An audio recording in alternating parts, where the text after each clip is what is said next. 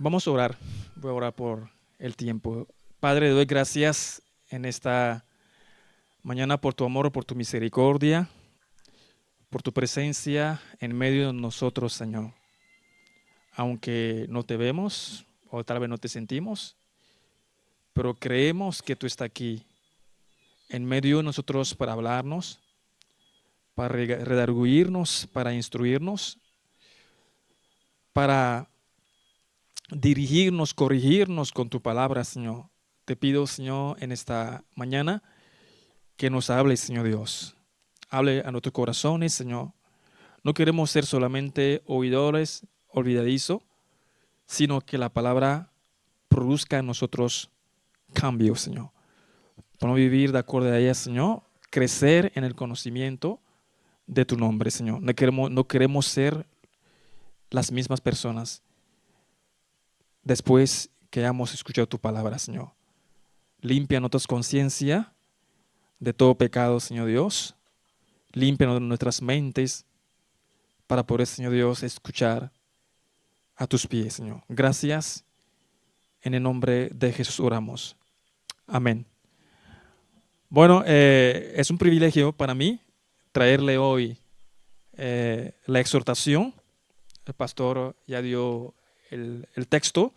Juan capítulo 5, versículo 1 a 16. Me gustaría que podamos leerlo completo. Leamos Juan capítulo 5, versículo 1 a 16. Si alguien me podría ayudar para hacer la lectura y que los demás puedan seguir la lectura. Es muy importante que podamos seguir la lectura para tener fresco lo que se trata el texto, ¿no? Y así poder entrar en el estudio de hoy. ¿Quién podría ayudarme? Ok. Después de estas cosas había una fiesta de los judíos, y subió Jesús a Jerusalén. Y hay en Jerusalén, cerca de la puerta de las ovejas, un estanque, llamado en hebreo Bethesda, el cual tiene 5 pórticos. En este yacía una multitud de enfermos, ciegos, cojos y paralíticos, que esperaban el movimiento del agua, porque un ángel descendía de tiempo en tiempo al estanque y agitaba el agua. Y el que primero descendía al estanque después del movimiento del agua quedaba sano de cualquier enfermedad que tuviese. Y había allí un hombre que hacía 30 años, 38 años que estaba enfermo. Cuando Jesús lo vio acostado y supo que llevaba ya mucho tiempo así, le dijo: ¿Quieres ser sano? Señor, le respondió el enfermo, no tengo quien me meta en el estanque cuando se agita el agua.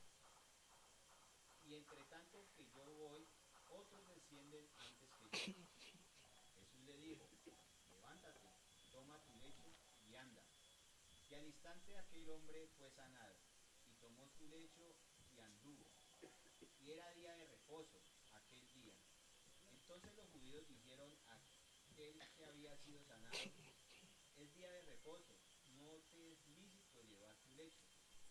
Él les respondió: el que me sanó, él mismo me dijo: toma tu lecho y anda. Entonces le, res- le, re- le re- le preguntaron: ¿quién es el que te dijo: toma tu lecho y anda? Y el que había sido sanado no sabía quién fuese, porque Jesús se había apartado de la gente que estaba en aquel lugar. Después le halló Jesús en el templo y le dijo: mira, has sido sanado, no peques más, para que no te venga alguna cosa peor. El hombre se fue y dio aviso a los judíos que Jesús era el que le había sanado.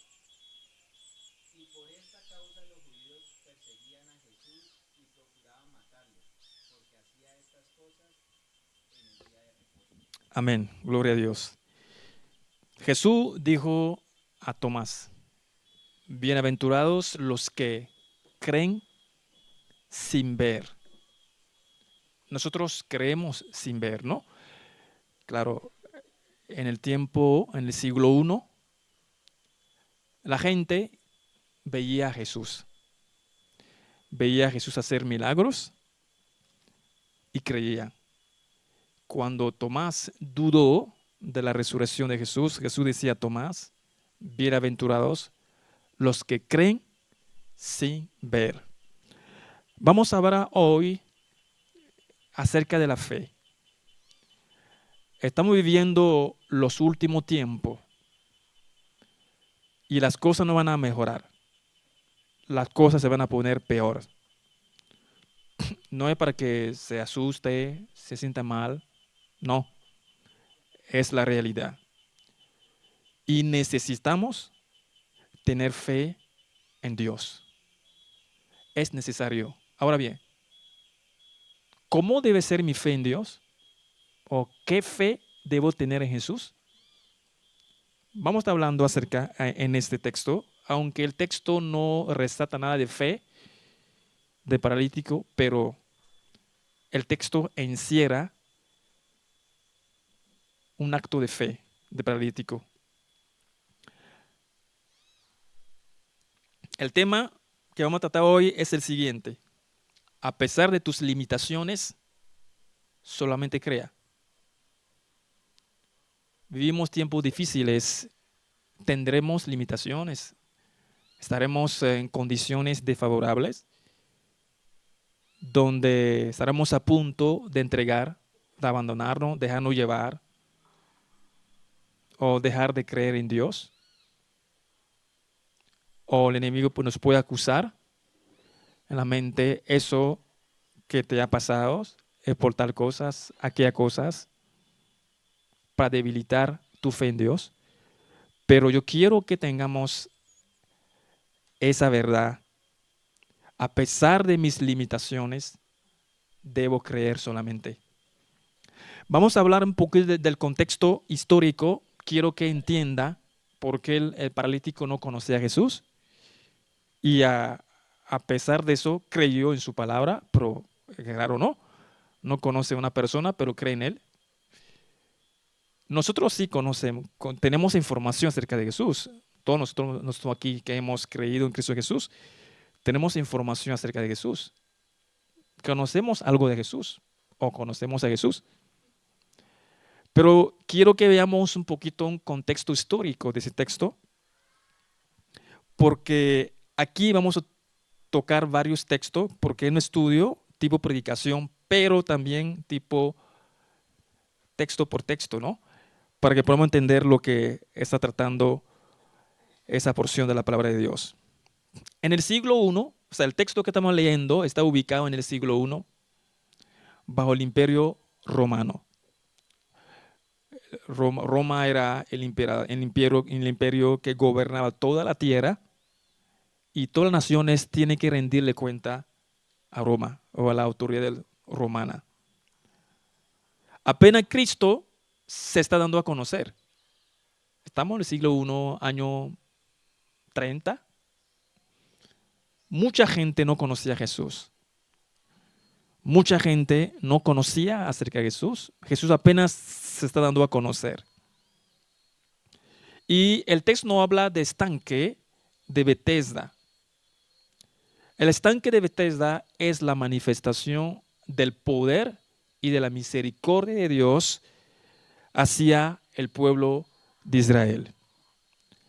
Ese estanque está ubicado cerca del templo, hace parte del espacio del templo, y junto para entrar al estanque hay 5 puertas o puérticos. Son 5 puertas, se le llama puerta de las ovejas.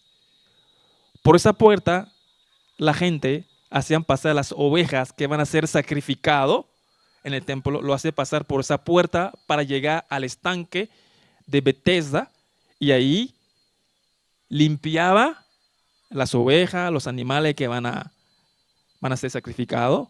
La gente se purificaba ahí antes de hacer el sacrificio a Dios en el templo.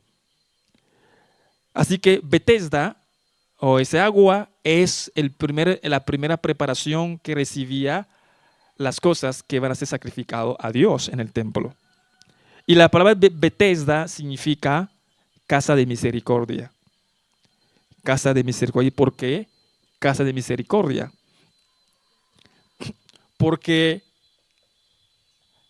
el estanque que estaba ubicado ahí, hay un fenómeno que ocurría de tiempo en tiempo. Hay un fenómeno que se movía el agua solo y la gente decía, se entendía que era un ángel que lo movía. No es que yo veía un ángel ahí, pues el agua se movía y la gente decía, ese es un ángel. Y se creó una costumbre, ¿no? Que el primero que se lanzaba en el agua obtenía su sanidad, aunque sea leprosa, que es la enfermedad más peor de aquel entonces, se sanaba automáticamente. Pero tenía que ser el primero a lanzarse en este agua. Vemos ahí, como dice el significado de Bethesda, casa de misericordia, vemos ahí una misericordia limitada. Y si nosotros vemos, estudiamos un poquito el Antiguo Testamento y vemos las obras, la mayoría de los casos, cada vez que Dios va a hacer algo a alguien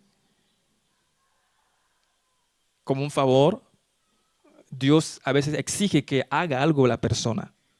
Y eso no significa que no fue Dios o no desacreditaba lo que Dios hacía a esa persona. Dios decía, si quiere algo de parte mío, tiene que ser algo. Esa es una misericordia limitada. Podemos ver el ejemplo de la viuda con sus dos hijos, la viuda esposa de un profeta, un estudiante profético, un estudiante de profecía que servía a Eliseo. Ese estudiante murió dejando una deuda y su esposa fue a pedir ayuda a Eliseo porque el acreedor vino a llevar a sus hijos en esclavo. ¿Qué le dijo Eliseo a esa señora? Primeramente, la deuda no fue causada por Dios, fue causada por un tercero. Dios va a hacer un acto de misericordia y Dios dice, ¿qué tiene en tu casa? Y él dijo, un vasito de aceite. Ve, pide muchos envases, mucho en cantidad. Y después que lo pidió, dijo, echa aceite, ese aceite pequeño, echa en todos los envases. Y después que le echó, dijo, ve, véndelos, paga la deuda y lo que quede, vive con ella. Vemos que hubo una misericordia, pero tenía que ser algo. ¿Okay? Así que otro ejemplo también podemos ver también cuando creo que Isaías decía Ezequías. Dice Ezequías, sí, Isaías. Le dijo, lances flechas, no le dijo qué cantidad.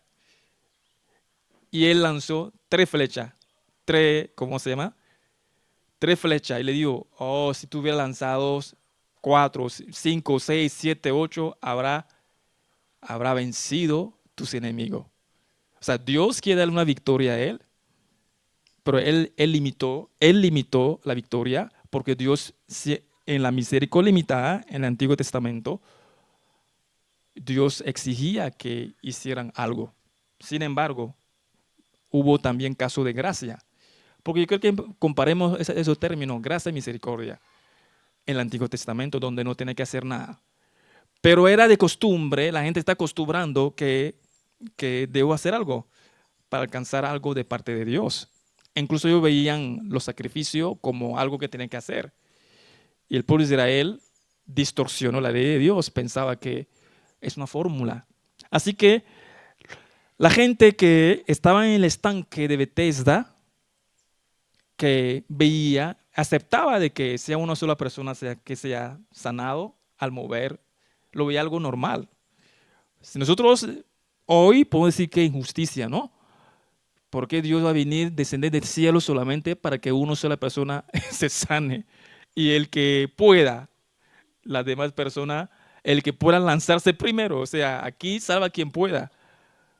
uno puede decir eso, pero el contexto es que aunque el texto fue escrito en el Nuevo Testamento, los acontecimientos hasta la muerte de Jesús hacen parte del Antiguo Testamento, o sea, Antiguo Pacto.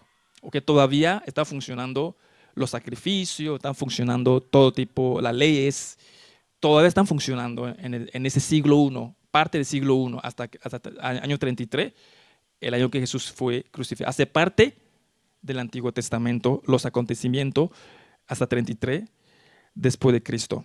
Entonces, aquí vemos una misericordia limitada. La puerta de las ovejas, como le he dicho, estaba situada cerca del templo y cerca también de la piscina de Betesda, donde lavaban las ovejas y corderos antes de ingresar en el templo para ser sacrificado. Cada vez que tú te tirabas, lograba tirarte en esa agua, prácticamente tú te comparabas como una oveja. ¿Sí o no? Yo acepto a bajarme a nivel de la oveja, pero las ovejas son lo que se lavaban en ese estanque. O sea, es como yo acepto bajarme a nivel de oveja porque yo tengo una necesidad, quiero ser sano. Era una misericordia limitada. Vamos a ver la comparación entre misericordia y gracias, porque nosotros estamos bajo la gracia de Dios y la gracias absorbió la misericordia. O sea, la gracias trae misericordia y algo más. La gracias es la ayuda y la fortaleza que recibimos a través de la expiación del Señor Jesús. Ayuda y fortaleza. Ayuda y fortaleza. Tiene que ver con un regalo no merecido. La gracia tiene que ver con un regalo no merecido. No tengo que hacer nada para alcanzar mi sanidad. Esa es gracia. No tengo que hacer nada. El Señor viene y me sana. No tengo que hacer algo para yo alcanzar la gracia de Dios. Esa es la gracia. La misericordia se define como compasión. O sea, una compasión, cuando hablamos de compasión es porque hay sufrimiento. Alguien está pasando un sufrimiento, un dolor, tengo compasión de él, le alivio el dolor, le ayudo para soportar. Esa es misericordia. Por ejemplo, una persona que infringió la ley dice que el castigo va de 5,000 a 50,000. Por misericordia lo pongo 5,000. Aunque lo que él infringió de esa ley exigía 50,000, pero por misericordia lo pongo 5,000. Esa es misericordia. Misericordia, a veces, ¿cómo se llama? Trae en sí una penitencia, tiene que hacer algo, como el caso de aquí, porque una obra es casa de misericordia. Tiene que ser el primero a tirarse. Si no te tiras el primero en el agua, no puede alcanzar la sanidad. Entonces la misericordia se define como compasión o perdón mostrado hacia alguien que merece ese castigo o dañar. La misericordia tiene que ser con un perdón. ¿Te perdonas? Hasta allí. La misericordia perdona. Pero las gracias, además de perdonarte, te da. Esa es la diferencia entre misericordia y gracias. Y la gracia se manifestó en su totalidad, en su plenitud, en Jesucristo. En el estanque de Betesda, Jesús lo visitó. La Biblia menciona esto por primera vez en este capítulo. Quiero decir que esa es la primera vez que Jesús fue allá. Y la gente que estaba allí no conocía a Jesús. Los paralíticos, los enfermos que están allí esperando, no tienen conocimiento de Jesús. Estaban buscando la misericordia de Dios. Estaban buscando el favor de Dios. Pero ellos no conocían a Jesús. Además de sus condiciones de enfermedad, no hay forma que ellos puedan conocer a Jesús si Jesús no fuera allí. Entonces vemos que a pesar de que el estanque de Betesda tenía un efecto limitado a una sola persona, aún así era una manifestación del poder y del favor de Dios. Este favor de Dios. Estamos bajo la ley, todavía no estamos bajo la gracia todavía, sino bajo la ley. Y tienen que hacer algo para alcanzar el favor de Dios. Dios quiere bendecirte, Dios quiere hacer algo en tu vida, pero tiene que hacer algo, a juro. Si no lo hace, baila. O sea, no, lo siento mucho, no podrás alcanzar el favor de Dios. Esos enfermos tenían fe, pero su fe se limitaba a eso. Su fe se limitaba a eso. Usted se imagina que yo estoy el primer año, 2, 3 años esperando y viene gente detrás de mí, no hacen cola y se tiran. ¿No? ¿Cómo te sentirías? Es una injusticia. Yo estoy aquí primero, pero viene otra persona después, un año después que tú, y como él puede tirarse o tiene un amigo, tiene un acompañante, se sale de enseguida. Uno dirá, qué injusticia, ¿no? Igual se tira y obtiene su bendición. Uno dice, ese Dios es injusto. ¿Será que Dios es injusto, no? Esa gente no está cumpliendo la ley y obtiene la bendición. Uno puede juzgar eso. Por eso que hay que entender el contexto. Estamos bajo la ley. Es una misericordia limitada. ¿Por qué limitada? Porque todavía la revelación acerca de la redención no estaba completa. Desde Génesis hasta Malaquía y los 400 años de silencio, la revelación acerca de Dios estaba limitada.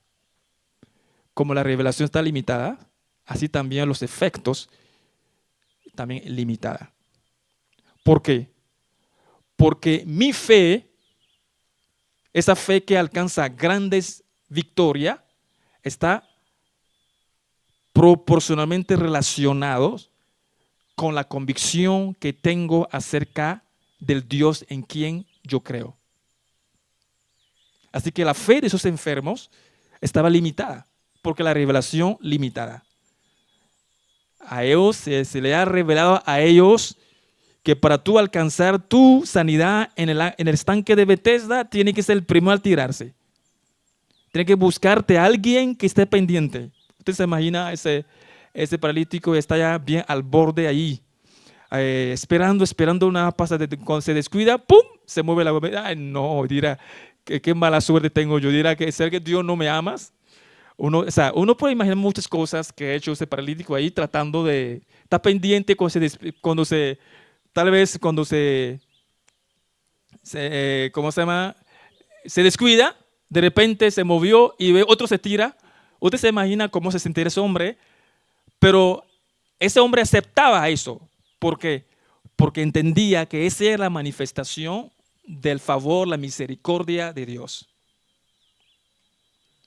Por eso que cuando Jesús llegó a su vida, las cosas cambiaron para él. Vamos a hablar, el primer punto que quiero tratar aquí es en Bethesda, la fe de los enfermos está limitada.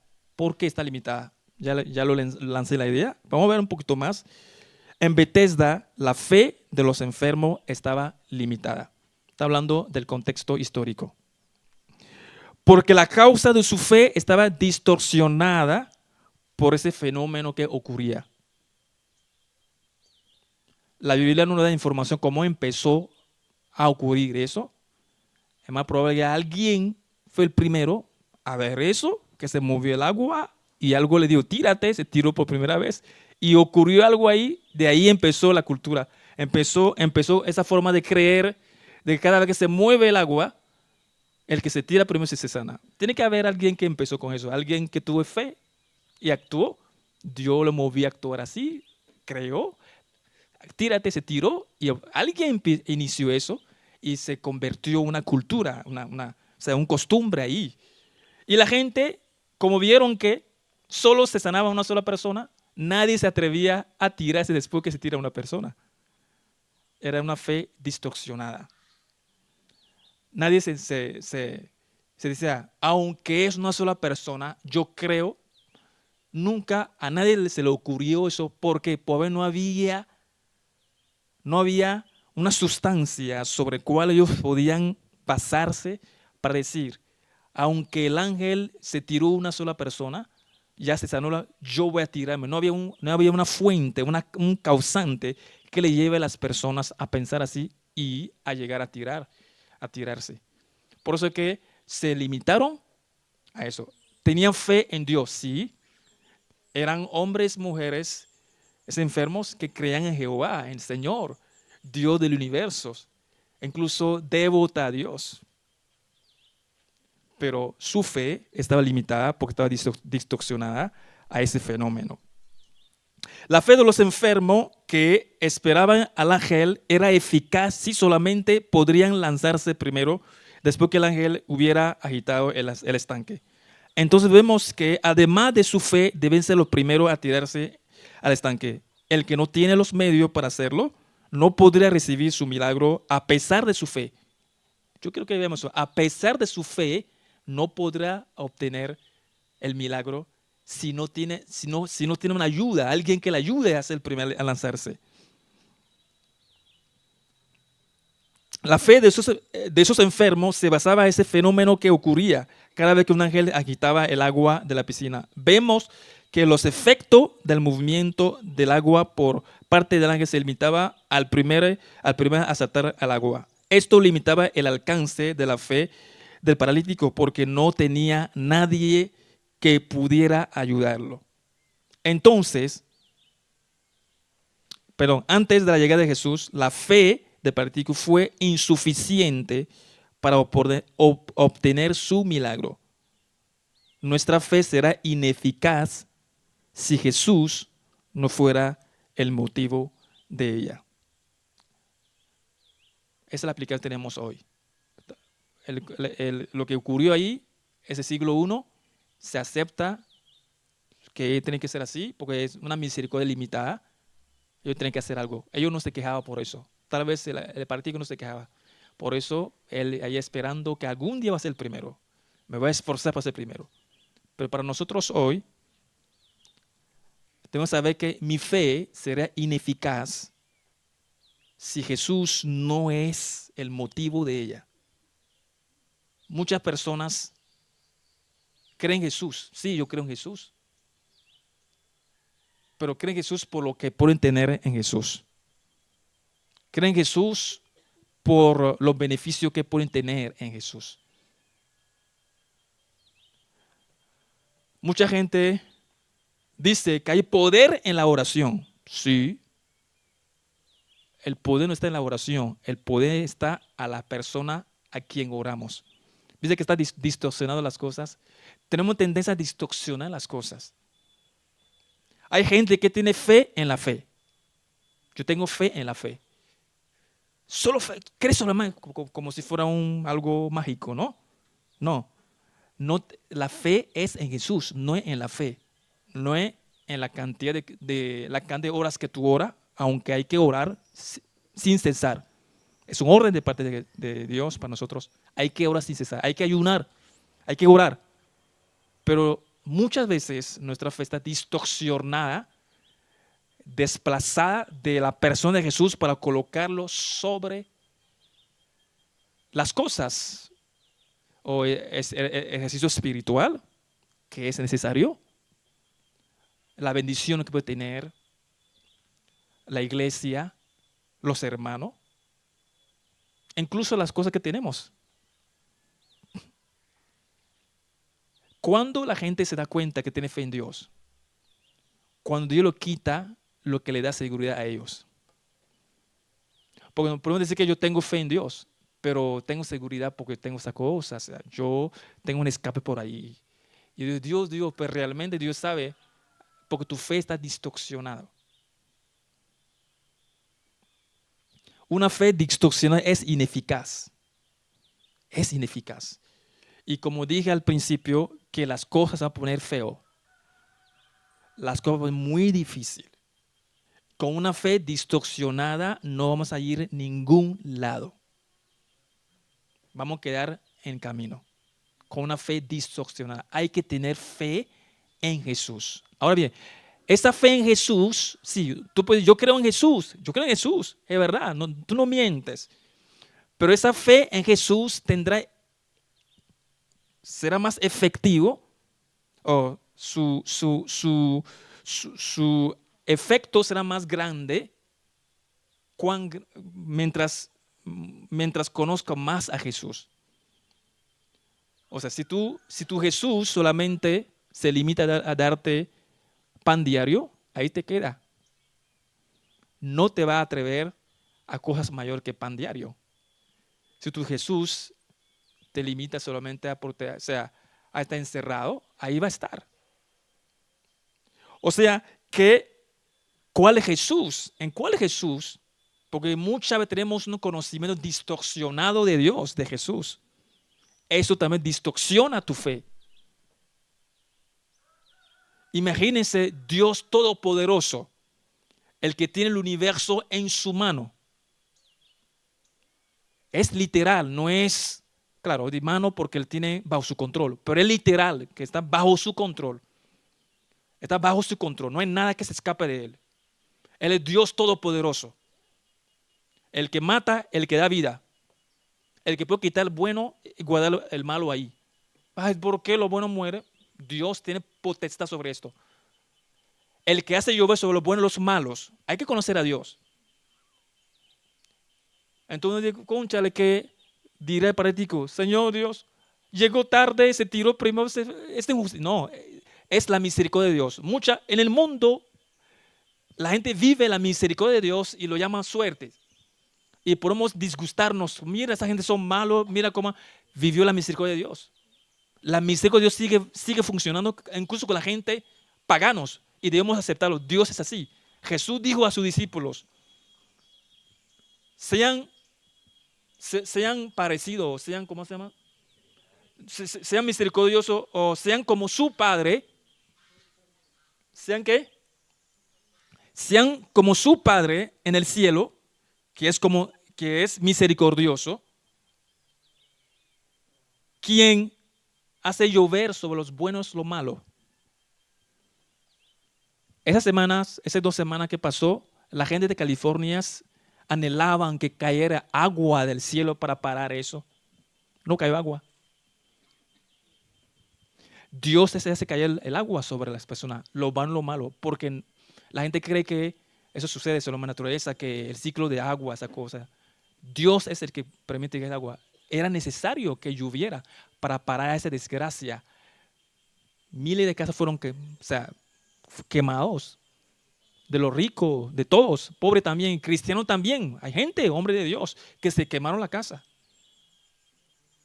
No digas, es Dios mío, pero bueno, se quemó. Todavía Dios sigue siendo Dios. Hay que conocer a Dios. Eso no quiere decir que Dios no es Dios. Él es el que permite.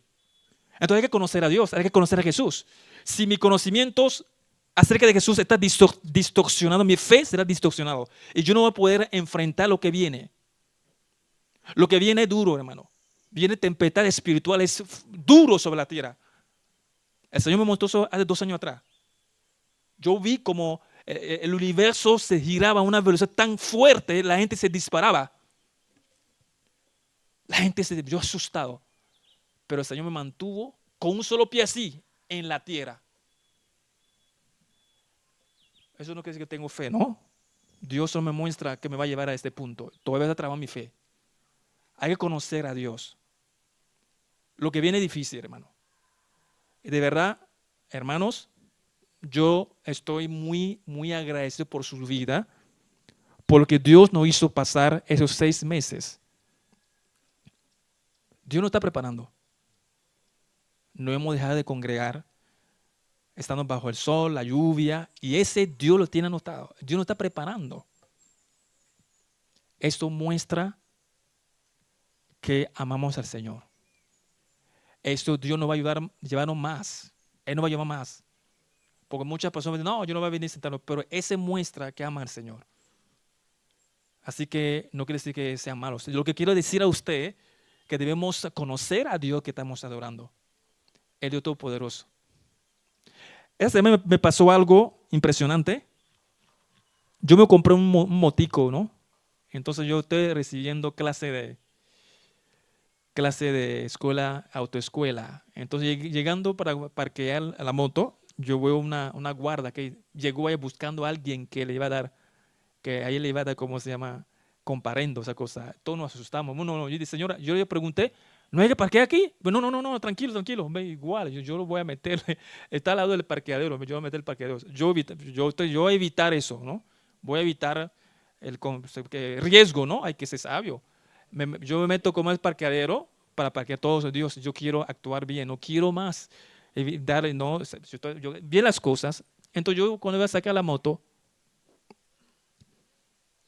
yo conduzco moto caro, tiene tres patas. La moto, eso yo le conducí en mi país. Yo conducí en mi país, pasaba por el centro con esas motos, señoritera, yo sé, o sea, pero como apenas lo compré, y a la salida del estacionamiento tiene una montañita así.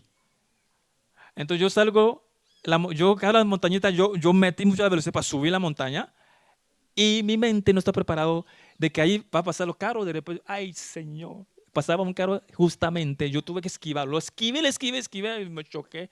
El carro recién comprado, yo solito lo choqué. Ve, Señor, ¿por qué? Yo tratando de no, Señor, ¿por qué evito esto? Me pasa esto. Señor, no entiendo, Señor. La moto se fue solo, Dios. Yo no sé cuándo fue que se hizo eso. Yo quiero así, no, porque es un instante que uno pierde. O sea, Señor, yo después me paré, mi Dios. Yo hubiera parado con los dos pies, porque todavía como motocarro tiene tres patas, o sea, tengo más equilibrio. Entonces, si yo para un solo pie sentía que, entonces eso es lo que me dio como pánico, ¿no? Porque esa primera vez, o sea, la segunda vez que Dios mío, y ahora tengo que comprarle el cabezón de esa moto. Ve, Señor, tú. O sea, entonces digo, siente la voz. Yo lo hice. Porque eso no fue algo que yo sea, que yo soy. Yo no fui prudente. Yo fui prudente. Yo evité. Yo iba a evitar, ¿cómo se llama? Yo permití eso porque alguien tiene que comer. ¿Pero cómo? Alguien tiene que comer, Señor, conmigo. O sea, alguien tiene que comer. Y Dios me acuerda, ¿te acuerdas? El 2 de, el 2 de enero, ajá, fuiste a trabajar, ¿no? Alguien robó un cable, ¿no? Y la arreglaste, ¿no? Ganaste, ¿no? Ah, ok. Alguien tiene que comer. Me enseñó que eso. Me tranquilicé. Me tranquilicé. Hay cosas que nos pasa de nuestra mano. La plata llega a mi mano, Dios lo pasa para lo otro. Es así. El día siguiente Dios me dio un trabajitos y tengo ya la plata para eso. La plata exactamente para comprar las dos cositas. Dios me lo dio el día siguiente. Trabajó light, no me pasó todo el día trabajando ahí. Rápido y Dios me da plata. Pero esa plata no es mío. Es para yo comprar. Entonces yo digo, ¿dónde compro eso? Entonces yo me digo, ¿dónde lo compro? Yo salgo el jueves en la mañana, llevo a la niña a comer, a desayunar afuera. Super Inter, yo regresaba, pues, ¿dónde compro las cosas ahora? Dios dice que la plata es para alguien. Y me topo con un muchacho que me hizo un trabajito con moto Honda. ¿Dónde consigo esta cosa del moto? Ok, me dio 2 lugares. Llego al lugar, no lo encuentro y Dios me lleva donde es. Llegué al lugar donde es, donde esa plata tiene que llegar. Esa persona ganó, ¿no? Pero o sea, es el mundo. El Eclesiastés, el predicador dijo que hay días de alegría, gózate, días de, ¿cómo se llama?, de sufrimiento, considera. Dios hizo el uno y el otro. Dios hizo el uno y el otro. Es también conocer a Dios. Porque si yo creo que eso pasó porque yo hice algo malo, no conozco a Dios. Yo estoy evitando, comparando. ¿Por qué me pasa eso, Señor?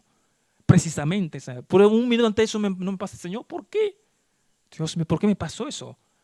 Eso me entender. Es que la plata que va a tener mañana no es para ti, es para otra persona. Así funciona. Y yo lo acepté, Señor, gracias. Es así. Porque dependemos de Dios.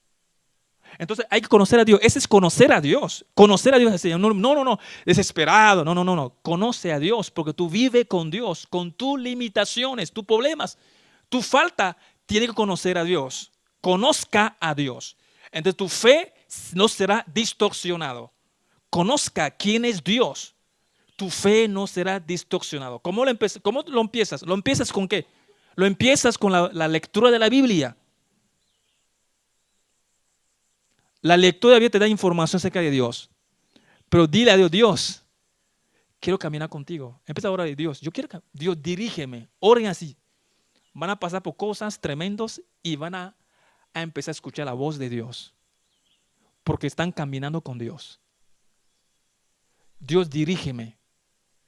Dios, dirígeme no quiere decir que todo va a ser pan con leche. No. Porque Dios te va a dirigir de verdad. Pero te va a revelar a ti. Te va a revelar a ti. Job dijo, de oído te he oído, pero ahora mis ojos te ven. Sus ojos espirituales. Job tenía un conocimiento de Dios. Ese conocimiento lo sostuvo de la historia contada. Job hace parte, se cree que hace parte de la generación de Abraham. Esa generación en el oriente, por ahí India, China, por ahí. Los orientales tenían su sabiduría orientales, la transmisión oral de la cultura, del conocimiento de Dios. Él oyó acerca de Dios. No tenía una Biblia. Nosotros tenemos la Biblia escrita. Somos más privilegiados. Job solamente oyó de Dios. Alguien habló acerca de Dios de generación en generación. Y creyó a Dios. Pero su conocimiento acerca de Dios estaba limitado. ¿En qué? Que Dios no pueda permitir que le pase mal a un justo. Ese era el conocimiento que ellos tenían de Dios. Por eso que sus amigos no aceptaban, no creían que Job era justo. O sea, no ha hecho nada que ha provocado esas calamidades. No lo creían. Y es aceptable, hay que aceptarlo porque hay que entenderlo. No podemos juzgar a eso malo. Es que no lo aceptaban, lo juzgaban porque eso es imposible. Porque es el conocimiento que tenían de Dios. Era parcial. Entonces Dios dice, Job, te voy a enseñarte algo. Dios se reveló a Job a través de la calamidad. Mis ojos me ven. Y la fe de Job ya ha sido una fe no distorsionada. Ya conoce quién es Dios. E incluso su compañero también, que empezó a conocer a Dios. Que Dios puede permitir cosas malas en nuestras vidas y aún así sigue siendo Dios. No deja de ser Dios. Sigue teniendo control de la situación. Sigue moviendo. Ok, Dios ya sabe. La desgracia de uno, Dios puede usar esa desgracia para vencer a la otra persona. Es así, porque Dios permite. Días buenos, Salomón, inteligente, sabio, le dijo, en el día buenos, gózate. En el día malos, considera. Dios hizo el uno como el otro. Lo hizo Dios. Ese es conocer a Dios. Si tú tienes una conocimiento clara de Dios, tu fe nunca va a ser distorsionada. No va a estar pensando que Dios no está ahí. Dios está ahí. Y tú puedes soportar lo que viene. Lo vas a soportar. Porque Dios está ahí. Incluso la muerte no te puede hacerte cambiar. Porque tú mueres, tú ganas, no pierdes. Entra en la eternidad con Dios. Lo vas a ver cara a cara. Es mucho mejor que esas vidas, esa lucha que tenemos en este mundo de sufrimiento, de injusticia. Es mucho mejor. Así que no hay que tener miedo a la muerte. Eso te lleva a tener esa convicción cuando conozca el Dios que tú estás adorando. Vamos a seguir. Punto 1. En Bethesda, la fe de los enfermos estaba limitada, distorsionada, porque no conocían a Jesús. Y nosotros debemos conocer a Jesús. Hay que conocer a Jesús. Tu conocimiento de Jesús va a determinar la potencia o la efectividad de tu fe. Punto 2. No abandone tu Bethesda. No abandone tu Bethesda. ¿Qué significa Bethesda? Significa casa de misericordia. Bethesda, ¿casa de qué? Misericordia. No la abandone. La iglesia puede ser tu casa de misericordia. Muchos no hemos abandonado nuestra iglesia. Desde allá, por allá, el primer lugar donde fuimos ya lejísimo. Ahora después estamos aquí. Esa es nuestra Bethesda. Ese es el lugar que podemos alcanzar la misericordia de Dios. No la abandones.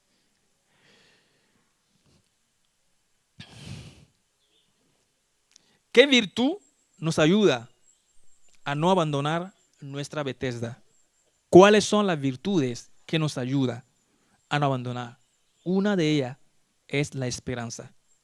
La segunda, la paciencia. Están relacionadas, la paciencia. La tercera, la obediencia. Están relacionadas. Las tres están relacionadas, mezcladas ahí. Esperanza, paciencia, obediencia.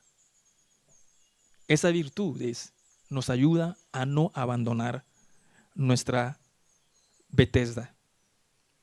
A la pregunta de Jesús, ¿quiere ser curado o sanado? El paralítico declara a Jesús sus limitaciones para obtener su milagro. Sin embargo, la fe del paralítico tenía un ingrediente muy importante, la esperanza. Eso es lo que debemos tener. Necesitamos tener esperanza. Eso es, a pesar de tus limitaciones, solamente crea. ¿Por qué? Porque tiene esperanza.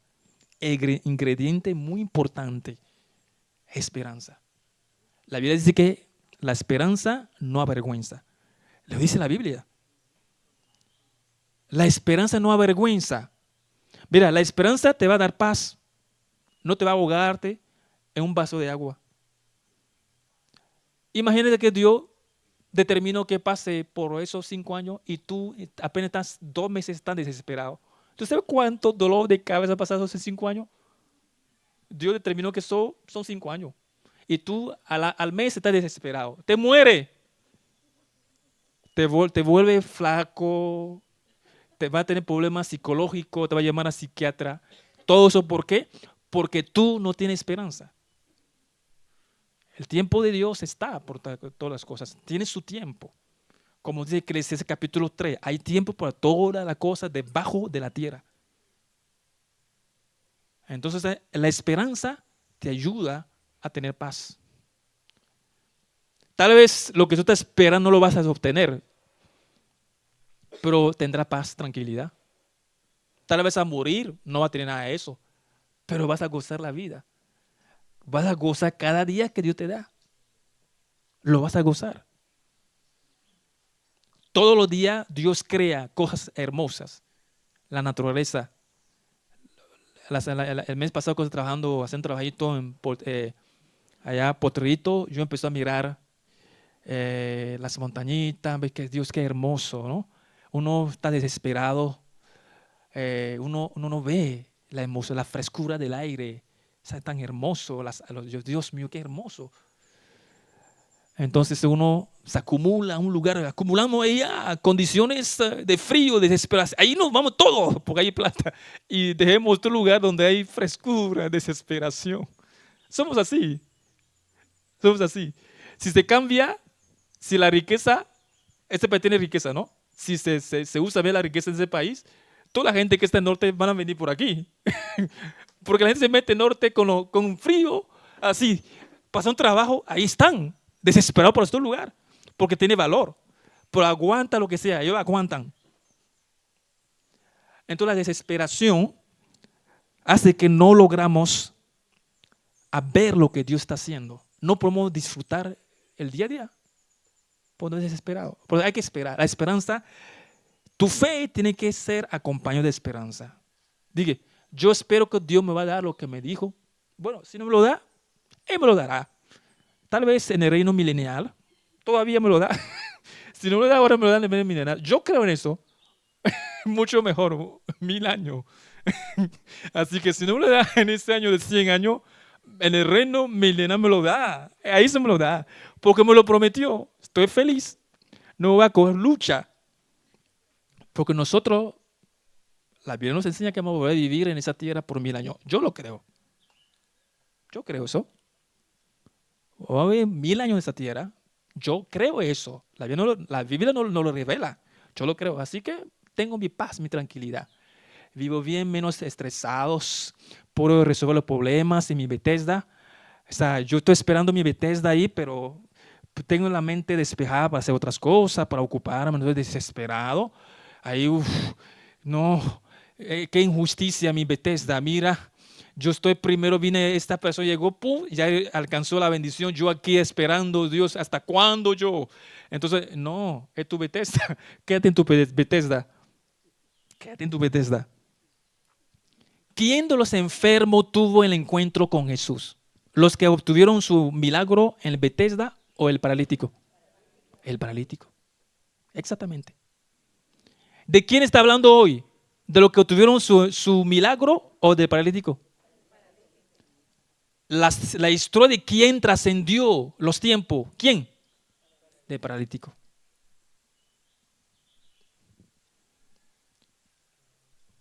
La gente que estuvieron milagro por misericordia en estanque de agua, muchos de ellos tal vez no llegaron a conocer a Jesús, murieron sin conocer a Jesús y no se salvaron.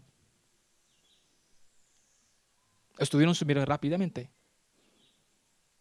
Ya me sané, no necesito conocer a Jesús. Ellos te quedan en su Bethesda, está limitada. No tiene nadie. Dios aceptó su condición, lo puso en Bethesda ahí y Dios viene a su encuentro. No solamente fue sanado, sino fue salvo también. ¿Viste que lo que te pasa, tu condición, es tu sufrimiento, no es algo malo? Cuando tú estás en tu Bethesda. Vamos a ilustrarlo por algo. Tengamos esperanza y no abandonemos nuestra Bethesda. Jesús vendrá a nuestro auxilio. Perseveremos en el Señor y no ocultemos nuestras insuficiencias a Jesús. Esa es humildad. Tiene que reconocer. Señor, de verdad, yo tengo ese defecto, Señor. Ayúdame, Señor. Yo quiero caminar contigo. Dirígeme. Y Jesús sabrá cómo ayudarte. Él sabrá cómo ayudarte. No te preocupes. Tú dígale tus insuficiencias, tus limitaciones. Pero sé humilde. Vamos a ilustrar con Isaac. No voy a leerlo. Anota Génesis capítulo 26, versículo 1 a 5 y versículo 12 a 25. En este pasaje ocurre el segundo o la segunda hambruna que la Biblia registra sobre la faz de la tierra. La primera hambruna ocurre con Abraham y Abraham se fue a Egipto. Egipto era famoso, ¿no? Egipto siempre ha sido rico por ese Nilo, ¿no? Se dice que Egipto es el regalo de Nilo. O sea, Egipto es el regalo de Nilo. O sea, Egipto existe por Nilo. Okay, así dicen en francés. L'Égypte bueno, se me olvidó la frase en francés. Bueno, el Egipto es el regalo del Nilo.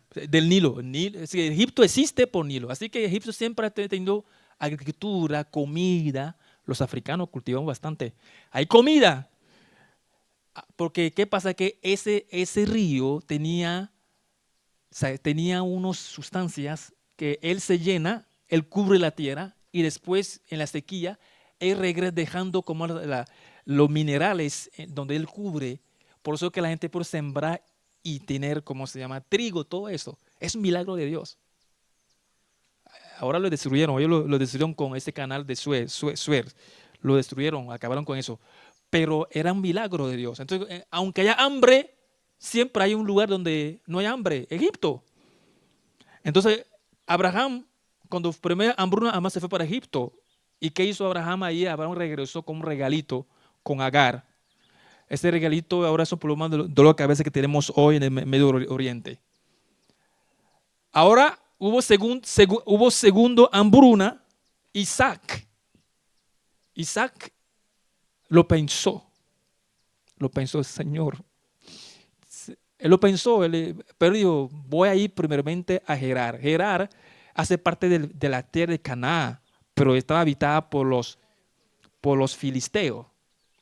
Él fue a Gerar para estar cerca de Abimelech. Abimelech es el rey filisteo, ¿no? Buscando protección.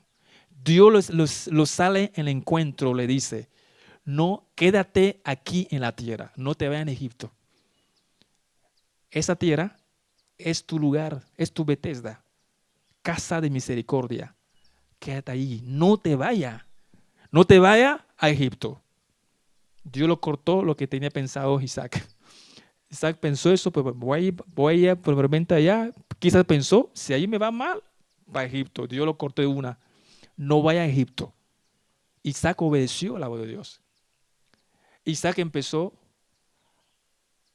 a ocuparse. En tu Betesda tiene que ocuparte. Porque imagínate que tiene que esperar 5 años de algo y sin ocuparse. No, la ociosidad te mata.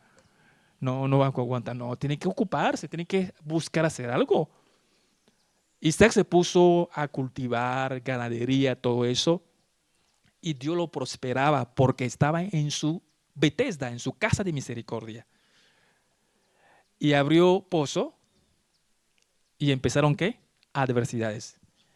En tu Betesda va a haber adversidades. No crea que porque yo estoy obedeciendo a Dios, estoy en el lugar que Dios me dijo que yo esté y aún así con adversidades, levantamientos. No, empezar a reprender o a maldecir gente, a mandar a gente que Dios lo mate. No, no, no, no, no. ¿Qué hizo Isaac? Isaac abre como esa. Acuérdate que hay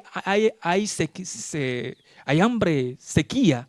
Encontrar un pozo con agua es una mina de oro. Él cabe y encuentra agua. Dios lo bendice con agua. ¿Y qué pasa? Los filisteos vienen, le quitan el pozo, lo quitan. Lo hace 3 veces, viene, lo quitan. O sea que Isaac nunca se detuvo. Acabó, lo quitan, se aleja de Dios un poquito más atrás. Cava otro, agua, lo quitan, se aleja de Dios más. Cava otro, lo quitan. Y se aleja más de Abimelech, porque estaba cerca de Abimelech buscando protección. Dios, con esas adversidades, le aleja de las cosas en que él confiaba. Se aleja más de Abimelech y cabe la cuarta, y entonces ahí sí no lo quitan el pozo. Y se aleja más, entendió. Ay, Dios quiere que no esté cerca de Abimelech. Él entendió. Y se aleja más de Abimelech, ese rey de Filisteo. Su confianza fue puesta en Dios. Entonces Dios se le aparece y le renueva las promesas. Te va a bendecir. Eso es lo que Dios hace en tu Betesda. No te vayas de tu Betesda. En tu Betesda, crea, escuche la voz de Dios, crea, obedece la voz de Dios. Eso lo vemos capítulo 26, 1 a 5. En tu Betesda hay que ocuparse bien. Hay que ocuparse. No deje que el diablo inunde tu mente por la ociosidad. En tu Betesda te toca esperar. Ocúpate. Vemos ese capítulo 12, versículo 12 a 14 del capítulo 26. En Betesda vas a enfrentar adversidades. Solo confía y avanza. Las adversidades realmente lo que hacen es que te lleva más a Dios. Como hizo Isaac. Se alejó. Primero acabó allá al lado de Dios. Lo tuvo, se alejó de Abimelech porque buscaba protección. Se alejó más de Abimelech. En el cuarto lugar no le quitaron nada, pero sigue alejándose porque entendió el mensaje. No tiene que ir a Gerar. Toda la tierra va a ser para tu descendencia, todo de los filisteos, todo es de Israel, es de Israel. Pero no tiene que confiar en la protección de los hombres. Eso nos pasa. Estamos en otra Betesda, tenemos confianza colocada en cosas. Y viene adversidades para quitar eso de nosotros, porque Dios quiere que confiemos solo en Él. Eso solamente para que nuestra fe no sea distorsionado. Una fe distorsionada es ineficaz. Versículo 22, las adversidades cesarán cuando no tiene efecto negativo sobre ti. Es una ley universal. La adversidad cesarán, van a cesar. Cuando el diablo ve que eso no te afecta, ya, no va más. Por eso que deja que Dios te lleve. Versículo 23 a 25. Después de la bendición, de la obediencia, perseverancia y fe, vienen grandes victorias. todo esto tú vas a lograr esto en tu Bethesda. Punto 3, me queda poco tiempo. Regresamos en el texto nuestro, Juan capítulo 5, versículo 8 a 11, ya lo leemos. Cuando Jesús entra en escena, cualquiera que sea tu insuficiencia, simplemente cree y haz lo que Jesús te dice, porque la palabra de Jesús te capacitará a actuar y hacer lo que te era imposible. No te dejes bloquear por los paradigmas y costumbres de la sociedad. Simplemente obedece a Jesús. Deja que la palabra de Jesús tenga efecto en ti. La palabra de Jesús tuvo efecto en el paralítico, quien fue sanado inmediatamente, tomó su camilla y se fue. Jesús vendrá a ayudarte en tu Bethesda. Pero tú tienes que aceptar la voz de Dios, creer en Él, para que lo que dice Jesús tenga efecto en ti. Aunque te parece que no tiene sentido lo que te dicen, no, nada se ve al horizonte, no hay nada que te da indicio de que lo que Jesús te dice es verdad.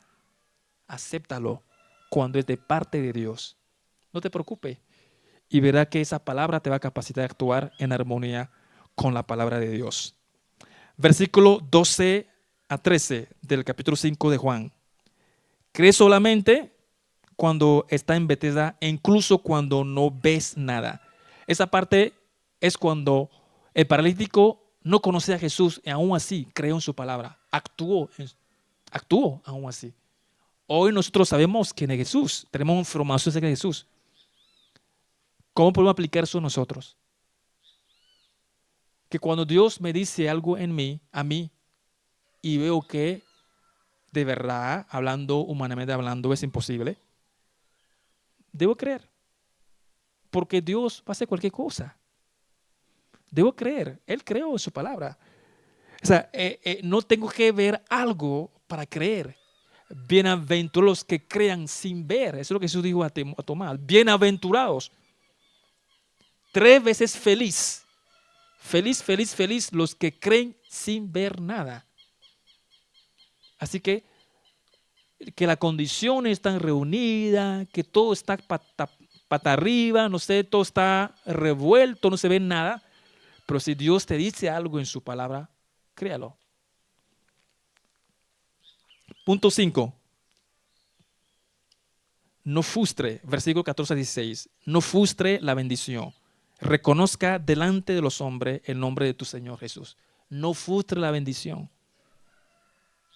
A veces cuando tú no reconoces el nombre de Jesús delante de las personas, tú estás frustrando la bendición. Si no, dice, ese que me sucedió fue Dios. No fue porque yo sea hábil, poderoso, inteligente. Fue Dios.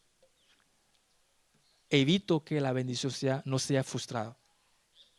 Vemos que Jesús se le aparece a él en el templo y le dice, yo soy Jesús, yo soy. Se le presentó a él.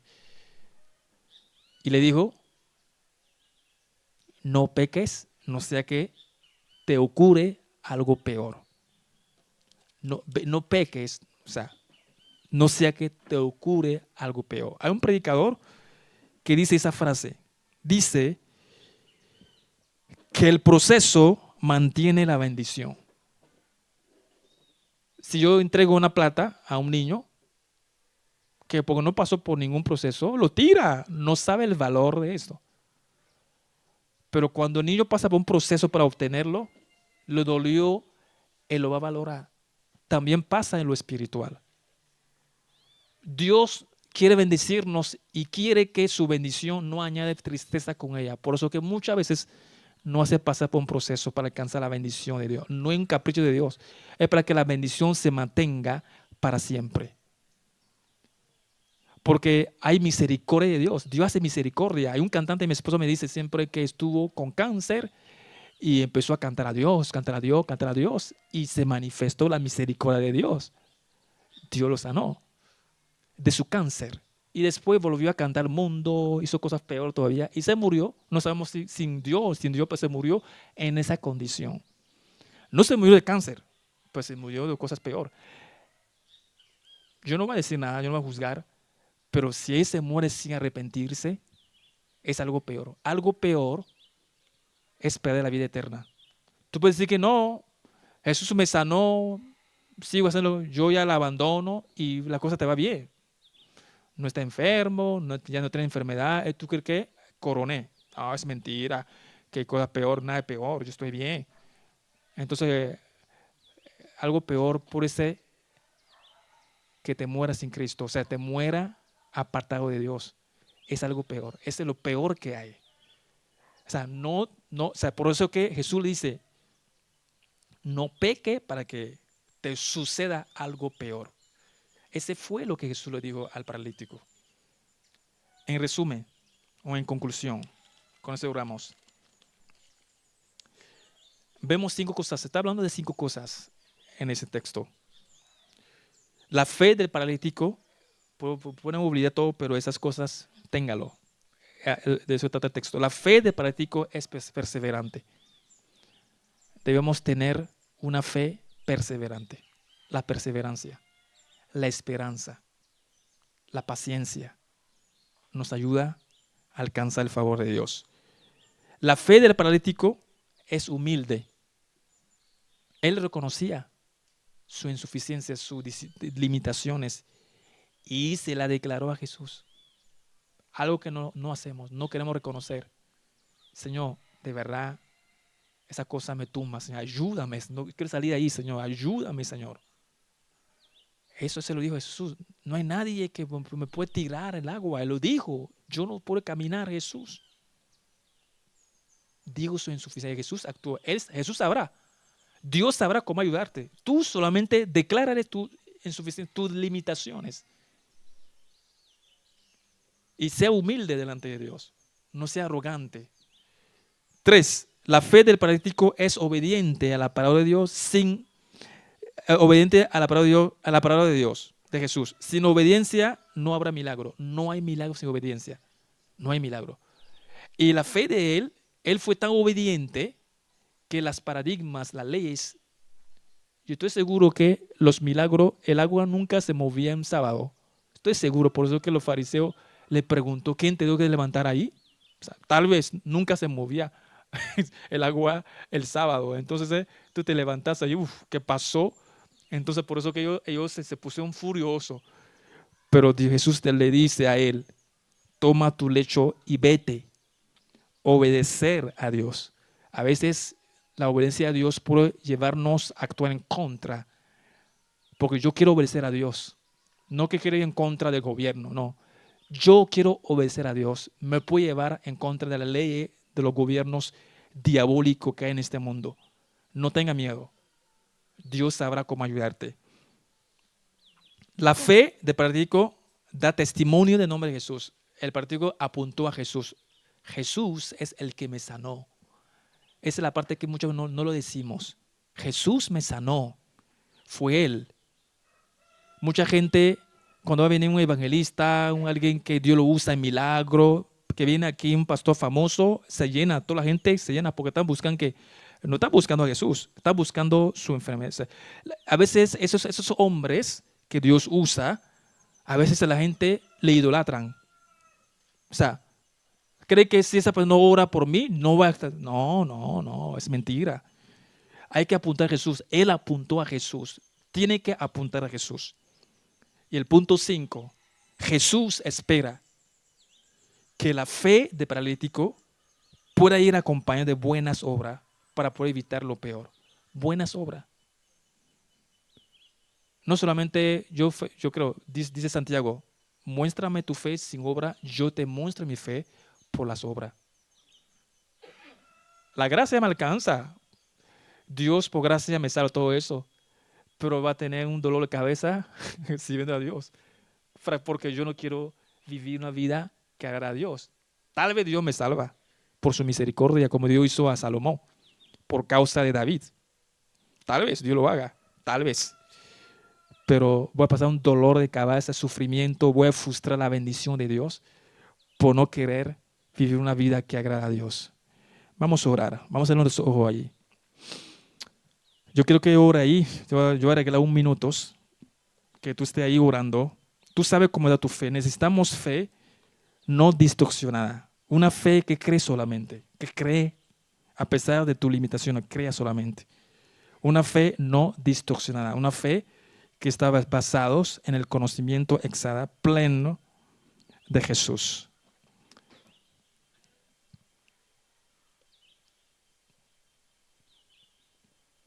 Padre, gracias en esta mañana. Te damos gracias por tu palabra. Ayúdanos, Señor.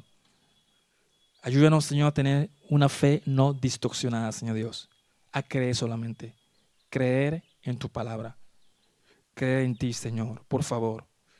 Ayúdanos, Señor Dios. Ayúdanos, Señor Padre. Como este paralítico pudo perseverar en Bethesda, Señor. Podemos perseverar en nuestro Bethesda, Señor Dios. Podemos perseverar donde tú nos tienes, Señor. Hasta vivir lo que nos ha prometido, Señor. Le damos gracias, Señor Padre. En el nombre de Jesús oramos. Amén. Dios lo bendiga.